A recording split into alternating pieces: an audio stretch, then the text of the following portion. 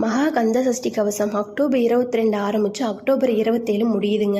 சஷ்டி விரதம் இருந்தால் குழந்தை கிடைக்கும், வாழ்க்கையில் முன்னேறிடலாமா, கேட்டதெல்லாம் கொடுத்துருவாரா, திருமணம் நடந்துருமா அப்படிங்கிற கேள்விக்கெல்லாம் ஒரே பதில். இவங்க சொல்கிறாங்க அவங்க சொல்கிறாங்கல்ல, விரதம் இருக்காதீங்க. உங்கள் மனசுக்கே ஒன்று தோணும், அப்பா எனக்கு முருகர் மேலே ஒரு ஈர்ப்பு இருக்குது, அவர் செய்வார், அவர் மேலே நான் பாரத்தை போட்டு இந்த விரதத்தை இருக்கேன், அவர் கொடுப்பாருங்கிற ஒரு நம்பிக்கையில் மட்டும் இந்த விரதத்தை இருந்தீங்கன்னா கண்டிப்பாக அவர் கொடுப்பாருங்க. உடம்பு முடியாதவங்க ஒரு வேளை சாப்பிட்டு விரதத்தை இருந்தீங்கனாலும் கண்டிப்பாக அவர் ஏற்றுப்பாருங்க. பால் விரதம், மிளகு விரதம், நிறைய விரதங்கள் இருக்குதுங்க. அதில் உங்கள் உடம்புக்கு ஏற்ற என்ன விரதமோ அதை இருந்துருங்க.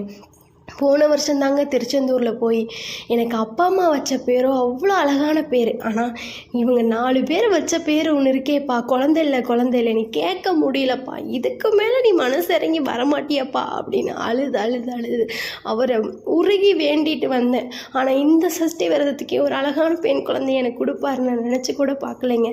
வேலுண்டு வினை இல்லைங்க, மயிலுண்டு பயம் இல்லைங்க. உங்களுக்கும் குழந்தை வேணும்னு நான் வேண்டியிருக்கேங்க.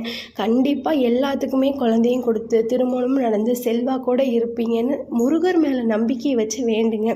அப்படியே இந்த சேனலை சப்ஸ்கிரைப் பண்ணிடுங்க. சஷ்டி விரதத்தை நல்லபடியாக முடிச்சிருங்க.